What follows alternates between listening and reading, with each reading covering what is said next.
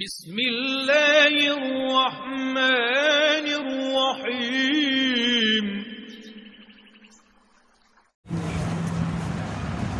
بسم اللہ الرحمن الرحیم صلی اللہ علیہ سیدنا محمد وآلہ وسلم رب اشرح لی صدری ویسر لی امری واحلل عقدۃ من لسانی یفقہوا قولی۔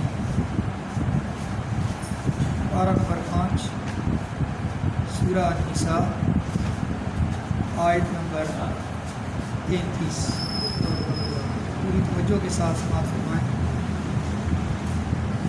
اللہ پاک نے ارشاد فرمایا وَلِكُلٍّ جَعَلْنَا مَوَالِيَ مِمَّا تَرَكَ الْوَالِدَانِ وَالْأَقْرَبُونَ وَالَّذِينَ عَقَدَتْ أَيْمَانُكُمْ فَآتُوهُمْ نَصِيبَهُمْ إِنَّ اللَّهَ كَانَ عَلَى كُلِّ شَيْءٍ شَهِيدًا۔ واو اور لِكُلٍّ ہر ایک کے لیے، جعلنا ہم نے بنا دیے، موالیہ وارث، دنیا میں اللہ پاک نے ارشاد فرمایا ہم نے ہر ایک کے لیے کوئی نہ کوئی وارث بنا دیا، مما اس مال میں سے طرح کا جو چھوڑ جائیں الوالدان ماں اور باپ، والاقربون اور قریبی رشتہ دار، ماں باپ اور قریبی رشتہ دار جو مال چھوڑ کے چلے جاتے ہیں، فوت ہو جاتے ہیں، ان کا مال جو بچ جاتا ہے تو اس کا اللہ پاک نے کسی نہ کسی کو تو وارث بنایا ہے۔ جس کو اللہ نے وارث بنایا وہی وہ مال لے گا۔ آگے فرمایا والذین عقدت ایمانکم، والذین اور وہ لوگ عقدت ایمانکم جن سے تمہارا عہد و پیمان بندھ چکا ہے، جن سے تم نے قول و قرار کر لیے ہیں، فآتوہم تو انہیں دو، نصیبہم ان کا حصہ، ان کو ان کا حصہ ادا کرو۔ ان اللہ کان بے شک اللہ تعالیٰ ہے علی کل شیء ہر چیز کا شہیدہ مشاہدہ کرنے والا۔ اللہ تعالیٰ ہر چیز کو مشاہدہ فرما رہے ہیں۔ آیت نمبر 33 کا یہ ترجمہ آپ نے جو سنا، جہالت کے دور میں ایک قسم یہ بھی تھی جن لوگوں کی آپس میں دوستیاں ہوا کرتی تھیں، یا جس کو وہ اپنا منہ بولا بیٹا بنا لیا کرتے تھے، جسے آج گود میں لے لیتے منہ بولا بیٹا، وہ بھی ان کی وراثت میں حصہ دار بن جاتے۔ اس آیت میں اللہ رب العزت نے وضاحت فرما دی کہ وراثت کے حقدار صرف وہی لوگ ہیں جن کو اللہ تعالیٰ نے وارث بنایا، جن کے ساتھ ان کا معاہدہ ہوا کرتا۔ والذین عقدت ایمانکم، ان کو پہلے 1/6 حصہ دیا جاتا، لیکن بعد میں ایک آیت نازل ہوئی جس میں اولو الارحام کا ذکر ہے، تو اس آیت سے یہ پہلا حکم منسوخ ہو گیا، اب ختم نہیں دیا جائے گا، اب وراثت صرف ان لوگوں میں تقسیم ہوگی جن کو اللہ پاک نے وارث بنا دیا ہے، اس کے بغیر کوئی نہیں چلے۔ آیت نمبر 34، آیت لمبی ہے لیکن اس کا صرف پہلا جملہ آج ہم ترجمے میں سنیں گے،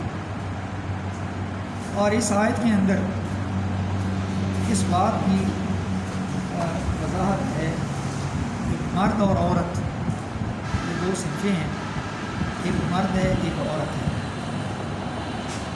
بعد میں یہ رشتہ میاں بیوی میں بھی تبدیل ہوتا ہے۔ مرد اور عورت، گھر کا ایک نظام ہے، گھر کی ایک ریاست ہے، اس گھر کا ذمہ دار، اس گھر کا حاکم ان دونوں میں سے کون ہوگا؟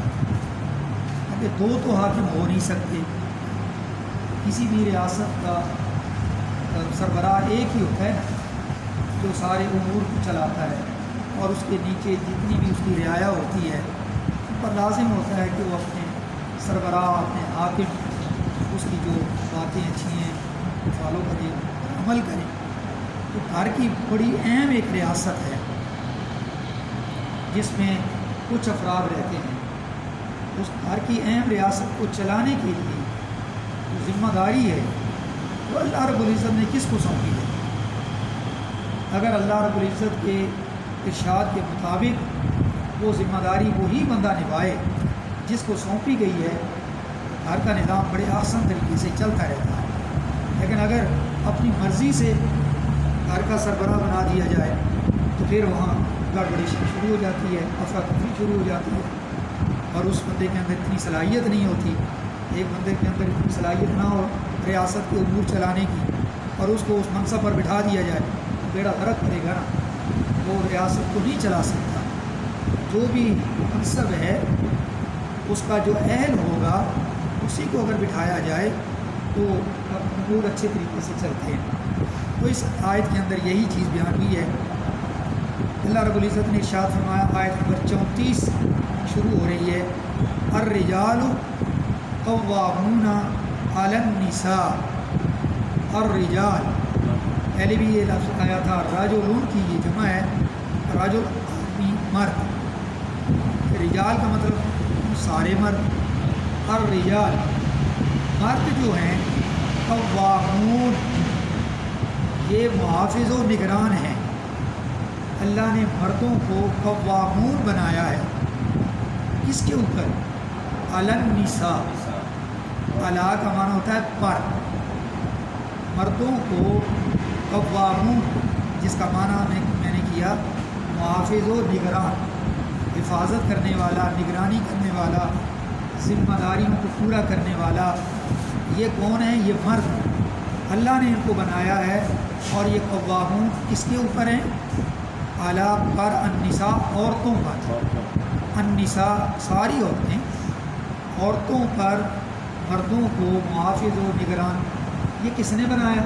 اللہ رب العزت نے خود بنا دی۔ اس سے قطعاً یہ مراد نہیں ہے کہ عورت جو ہے یہ کمزور ہو گئی ہے، یہ غلام بن گئی ہے، اس کو قیدی بنا دیا گیا ہے، مرد اس کے اوپر وہ حاکم بن گیا ہے جو ظالم ہو، یہ مراد نہیں، بلکہ ریاست کی ذمہ داریاں گھر کی چلانی تھی، ایک کو اللہ نے سربراہ بنانا تھا، مرد کو بنایا، اس کی وجہ بیان کی۔ بما، یہ فضیلت، یہ محافظ و نگران مردوں کو اس لیے بنایا، فضل اللہ، اللہ نے فضیلت دی ہے، بعدہم، مردوں کو، علی بعض، عورتوں پر۔ اس حوالے سے اللہ نے مردوں کو عورتوں کا جو فضیلت دی، اس فضیلت کے اعتبار سے آگے بھی چیز جو بیان ہوئی جملہ، وہ بما، یہ فضیلت اس لیے بھی ہے، یا یہ محافظ و نگران والی جو ذمہ داری، اس لیے، اس وجہ سے، انفقوا، مرد خرچ کرتے ہیں، انفقوا من اموالہم، اپنے مالوں میں سے عورتوں کی ضرورت و آرام کے لیے۔ یہ دو وجہ ہے، اللہ پاک نے مردوں کو قوامون یعنی محافظ و نگران بنا دیا۔ اب یہ قوامون کا عربی لفظ ہے، اس کے کئی معنی کیے، لیکن ذہن میں بٹھا لیں کہ کسی چیز کی ضروریات کو مہیا کرنے والے، پورا کرنے والے، اس کی نگہبانی اور حفاظت کرنے والے، اور اس کی اصلاح اور درستگی کا جو ذمہ دار ہوتا ہے نا، اس کو عربی میں قوام کہتے ہیں۔ اس کا مطلب یہ ہوا کہ گھر کے اندر اگر نظام خراب ہو رہا ہے، گڑبڑ ہو رہی ہے، تو اصلاح جس بندے نے کرنی ہے، درستگی جس نے کرنی ہے، یا گھر کی جو نگہبانی اور حفاظت، میرے گھر کے معاملات کیسے چل رہے ہیں، گڑبڑ کہاں ہو رہی ہے، جو اس کی نگرانی کر رہا ہے، اس کو عربی میں قوام کہتے ہیں۔ وہ مرد قوام ہے، تو سارے مردوں کو اللہ نے کیا بنایا؟ قوامون، سارے مرد قوامون ہیں۔ ہر فوج، جس طرح ہر فوج کا ایک کمانڈر، ہر مملکت کا ایک فرما روا ہونا ضروری ہے، اگر ایسا نہ ہو تو فوج کے اندر افراتفری پھیل جائے گی، پوری مملکت رعایا کے اندر انتشار پیدا ہو جائے گا۔ ان کی ذمہ داری ہوتی ہے کہ وہ نظام کو قائم رکھتے ہیں، فوج اور رعایا ان کے حکم کی تعمیل کرتی ہے۔ اسی طرح گھر کی ریاست کا بھی ایک حاکم اعلیٰ ہونا چاہیے جو گھر کی تمام ضروریات کا کفیل اور اس کی خوشحالی کا ذمہ دار ہو۔ گھر والوں کا فرض ہے کہ وہ اپنے اس ذمہ دار آدمی جو ہے، گھر کا جو سربراہ ہے، اس کے احکام کی اطاعت کریں، اس کو مانیں، اس پر عمل کریں، ورنہ گھر کی یہ مختصر مگر اہم ریاست کا سکون اور اطمینان برباد ہو کے رہ جائے گا، جس طرح آج کل ہمارے اکثر گھروں میں یہ ہوا ہے۔ تو مرد کو جب وہ مقام نہیں دیا گیا یا مرد نے اپنے آپ کو اس مقام پہ نہیں لے کے آیا تو پورے گھر کا شرازہ بکھر کے رہ گیا اور وہاں افراتفری آ گئی، انتشار آ گیا، بے سکونی، بے چینی، لڑائیاں جھگڑے، اور اس گھر کے جتنے بھی افراد ہیں، عورت ہے، بیوی اور بچے، بیٹے بیٹیاں، وہ سارے کے سارے اس کے اندر پریشان ہو رہے ہیں۔ کیوں؟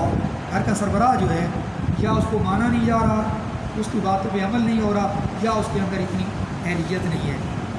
اب سوال یہ پیدا ہوتا ہے کہ یہ ذمہ داری کس کو سونپی جائے، اور اتنا بڑا بوجھ جو ہے اس کو اٹھانے کی بہترین صلاحیت کس میں ہے؟ تو اس کے دو ہی امیدوار تھے یہ بوجھ اٹھانے کے لیے۔ کون کون؟ ماں اور باپ۔ بچوں کو تو نہیں سونپی جاتی۔ گھر کے اندر دو امیدوار، قرآن حکیم نے باپ کو اس ذمہ داری کا اہل قرار دیا، اور ساتھ ہی یہ وجہ بھی بتا دی کہ مرد کے اندر دو خوبیاں موجود ہیں، ایک وہبی اور ایک کسبی۔ وہبی یعنی اللہ تعالیٰ کی طرف سے عطا کی ہوئی، کسبی جو کمائی جاتی ہے دنیا میں۔ انہی کے باعث وہ گھر کی مملکت کا رئیس، سربراہ مقرر کیا گیا ہے۔ پہلی خوبی تو یہ ہے جس سے کوئی بندہ انکار نہیں کر سکتا کہ مرد اپنی جسمانی قوت، مرد کی جسمانی قوت عورت کی جسمانی قوت سے بالا تر زیادہ ہے، اور اس میں کوئی شک نہیں ہے۔ ذہنی برتری، معاملہ فہمی، دور اندیشی، ان میں بلا شبہ مرد جو ہے یہ عورت سے بڑا ہے۔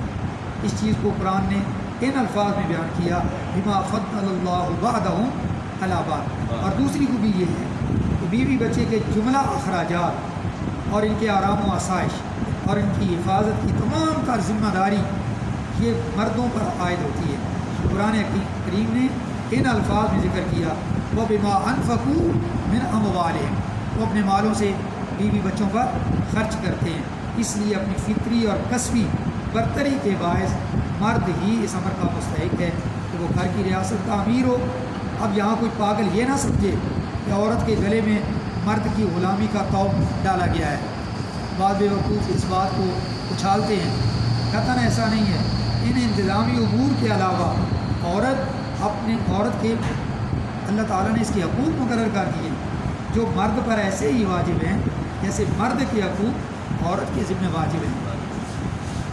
لہن مثل الذی علیہن، قرب الہی کے دروازے دونوں کے لیے برابر کھلے ہوئے ہیں، دونوں انسان ہیں۔